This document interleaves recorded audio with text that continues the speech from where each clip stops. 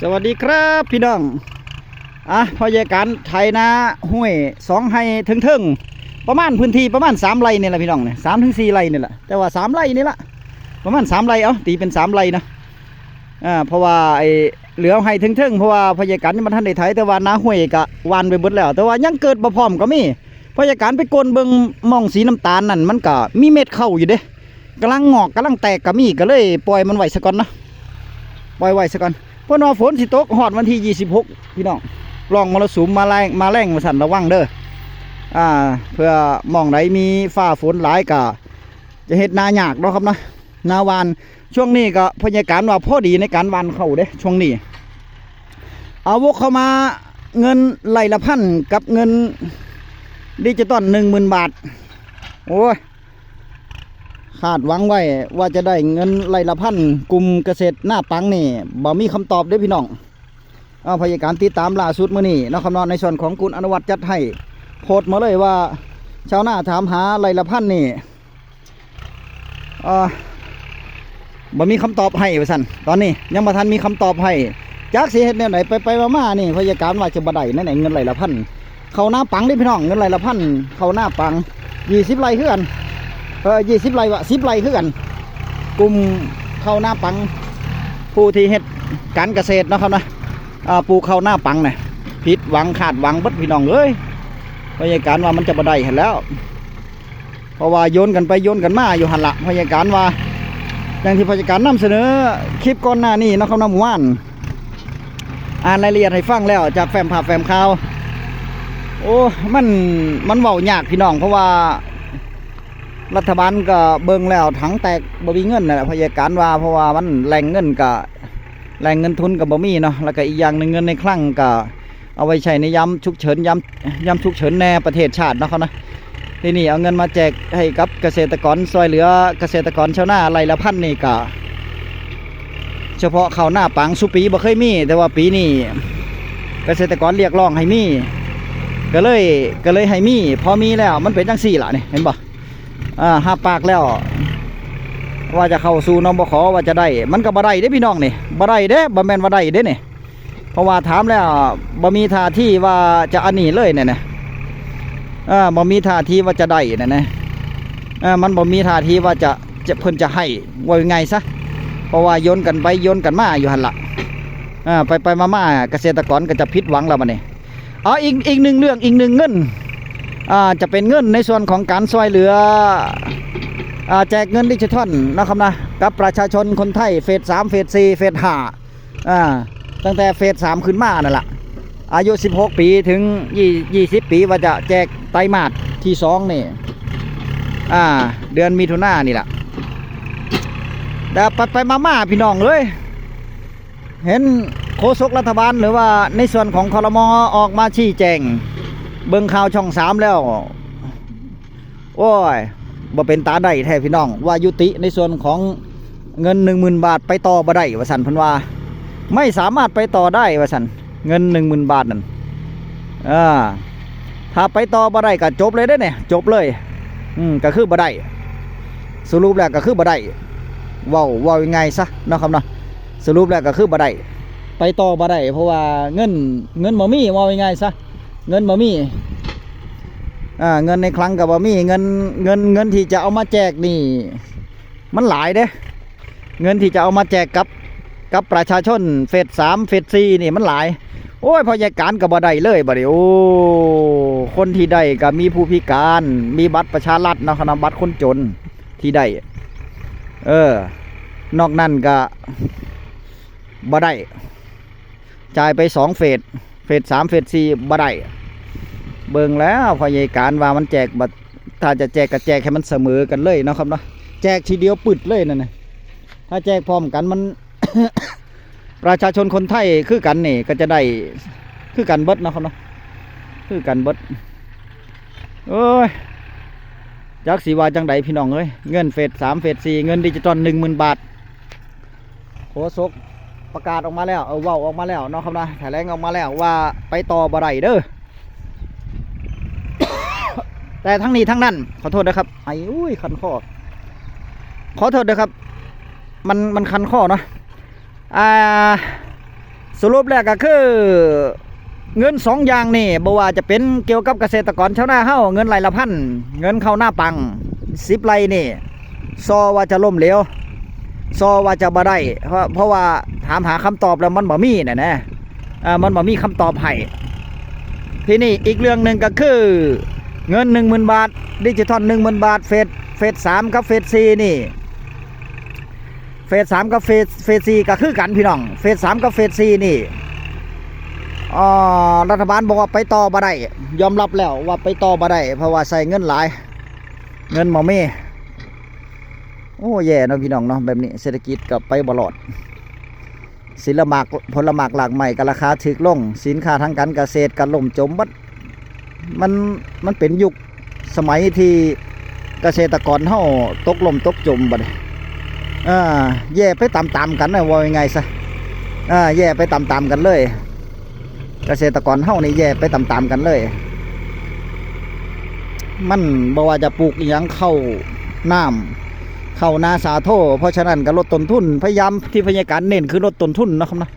ลดต้นทุนในการผลิตแต่ว่าบางสิ่งบางอย่างมันก็ลดบ่ได้นี่ล่ะอย่างรถไถนี่เจ้าของบ่มีก็ต้องจ้างเด้ถ้าบ่จ้างจะไผมาไถให้ฟรีเนาะถ้าจะซื้อก็บ่ไหวเด้รถไถนั่นเบี้ยหัวแตกเด้พี่น้องรถไถนี่รถไถรถเกี่ยวนี่เป็นเบี้ยหัวแตกที่ว่าเป็นเบี้ยหัวแตกเพราะอย่างว่าซื้อไปแล้วบางทีมันก็ได้ซ้ำหนึ่งได้ปี2 ปีมันก็ต้องซ่อมบำรุงโอ้ยเบิดเป็นหมื่นเด้พี่น้องเปลี่ยนของเหลวกับ7,000ล่ะเปลี่ยนของเหลวพยาการก็ปีนี้ก็อาศัยรถพอลุงเพิ่นนี่ละให้เพิ่นมาซอยค่าน้ำมันเพิ่นไปแน่ก็มันก็ยังไข่อยู่ถูกกว่าของผู้อื่นอยู่น่ะถูกกว่าของผู้อื่นอยู่อย่างน้อยก็100-200มีเท่าใดก็ให้ไปเท่านั้นละเพราะว่ามันก็แต่ว่าจะบ่แม่นว่าจะบ่ให้เลยเด้บ่ให้เลยก็บ่ได้เพราะว่ารถมันกินน้ำมันนั่นน่ะเพิ่นก็มีค่าบำรุงเนาะมีค่าบำรุงมีค่าซ่อมบำรุงแต่ว่าถ้าเป็นผู้อื่นก็จ้างบ่ได้แล้วแบบนี้ถ้าเป็นผู้อื่นก็ให้เพิ่นมาไถให้แบบนี้บ่ได้แล้วราคากันเองนี่บ่ได้เด้ก็ต้องจ่ายเต็มให้เพิ่นแล้วชาวบ้านพยาการนี่ไถแล้วก็ปั่นแบบนี้ไถก่อนแล้วก็ปั่นนี่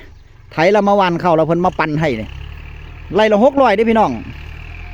ไถก็300ปั่นก็300เด้ชุมชนบ้านพยาการตะกี้มัน500ตะกี้เริ่มต้นเนี่ยที่พยาการมาอยู่ช่วงแรกๆนี่450จะหันก็ขึ้นมาไร่ละ500พอปีไหนอีก 2-3 ปีที่ผ่านมาน้ำมันมันแพงขึ้นมาน่ะน้ำมันมันขึ้นเพิ่นก็เลยขอไร่ละ600บัดนี้จะหันก็บ่ได้ลงอีกเลยราคาก็บ่ลงอีกเลยรถไถน้ำมันจะถึกจะแพงตอนนี้น้ำมันก็บ่ได้แพงหลายเนาะก็ราคา600คือเก่าน่ะก็ต้องอาศัยจ้างผู้อื่นบ่ได้ละเพราะว่ามันแพงก็ต้องอาศัยรถพี่รถน้องแน่หยังแน่นี่ละนะครับเนาะมาซอยไถให้มาซอยไถมาซอยปั่นให้ก็เว้ากันเอารถพอลุงแม่ป่าแน่รถพ่อใหญ่แม่ใหญ่แน่จังซี่ให้ลูกหลานแน่มาซอยไถมาซอยเจรจามาซอยเฮ็ดซอยทำนั่นละแต่ว่าก็ขอเพิ่นจากไร่ละ600ก็เหลือไร่ละ500จังซี่เนี่ยนะให้เพิ่นไร่ละ500หรือว่า450จังซี่เนี่ยขอเพิ่นเอามีหลายก็ให้หลายมีน้อยก็ให้น้อยหั่นละเนาะซอยเหลือเจือจุนกันไปวันหน้าก็ได้พึ่งพากันใหม่นั่นนะพี่น้องกันเนาะครับเนาะพยาการไถมือนี่ก็ขาดว่าอีก2 มื้อ 3 มื้อไปภายหน้าก็จะว่านแล้วล่ะว่านให้มันแล้วๆเนาะครับเนาะตอนแรกว่าจะเอาสั่งอีหยังก็เครื่องอันนี้มาพี่น้องสั่งไอ้เครื่องยอดเข่ามาโอ้ย2 อาทิตย์แล้วก็บ่มาจักเที่ยสงสัยได้ขายดีหรือว่ามันเบิดเฮ้อพยาการล่อบ่ได้ติล่ะล่อบ่ได้วานเอาว่าจะยอดเข่าปีหน้าบ่ได้สั่งแต่เนิ่นๆเนาะสั่งแต่เนิ่นๆแล้วค่อยมายอดเอาอีกอย่างเงินทองก็หายากเนาะเงินทองก็หายากพี่น้องเอ้ยก็เลยเอานี่ดีกว่าเอาแบบนี้ละสรุปพี่น้องคลิปนี้2 เรื่องหลักๆเลยก็คือเงินไร่ละพันบ่เกิน10 ไร่เข้าหน้าปังคำตอบบ่เป็นที่ชัดเจนบ่เป็นที่ แน่นอน เพราะว่าจักได้บ่ได้เด้อจักได้บ่ได้เพราะว่าผู้นั่นก็อ้างจังสี่ผู้ดีก็อ้างไปเรื่อยๆบัดนี้แล้วมันบ่มีท่าทีว่าจะได้น่ะแน่บ่มีคำตอบว่าจะได้มื้อใดเดือนไหนแล้วเรื่องที่2ก็คือเงินดิจิทัล 10,000 บาทเงินดิจิทัล 10,000 บาทเฟส 3เฟส 4รัฐบาลแจ้งออกมาแล้วว่าไปต่อไม่ได้ก็แล้วไปเนาะครับเนาะไปต่อไม่ได้ก็คือบ่ได้เงินหั่นล่ะบ่ได้เงินนั่นล่ะบ่ได้ก็บ่ได้ตัวเนาะเฮ็ดจังไดล่ะบ่ได้จะบังคับเอาให้ได้มันบ่ได้เด้พี่น้องเฮ้ยเงินเพิ่นมาแจกเนาะนั้นบ่ได้ก็บ่ได้หั่นล่ะเฮ็ดจังไดล่ะก็แล้วไปหั่นล่ะไถเรียบร้อยล่ะก็รอวันอย่างเดียวจะขึ้นโคกเด้อพี่น้องอีกพยาการก็เลยอีกหม่องเดียวที่ยังบ่ทันได้ไถนาโคกนาดินทรายพุ่นล่ะเดี๋ยวแล้วนี่ก็จะไปไถให้มันแล้วก็จะขึ้นโคกแล้วล่ะการทำหน้ากับเกษตรกรนี่ตอนปี68/69นี่เป็นปีที่เกษตรกรนี่ย่ำแย่มากที่สุดแล้วพี่น้องบ่ว่าจะเป็นชาวนาภาคกลางที่เฮ็ดหน้าปังตอนนี้ราคาข้าวหูบ่เท่าใดพี่น้องราคาข้าวที่ล่าสุดมาตักกิโลละ5 บาท 6 บาทเด้บ่ได้แพงเหมือนปีกาย11 บาทแต่ปีนี้5 บาท 6 บาทเฮ้ยถอนใจเนาะพี่น้องเนาะเหนื่อยใจกับเกษตรกรแท้แบบนี้เป็นตาลุตนพี่น้องเลยเพราะว่ารัฐบาลเพิ่นก็บ่เคยได้เฮ็ดหน้าจักเที่ยดอกกับหาแนวทางนโยบายมาซอยแต่ว่ามันซอยบ่ได้มันบ่ไหวเพิ่นก็ป๋าทิ่มหมดแล้วเป็นจังซั่นทุกยุคทุกสมัยเด้พี่น้อง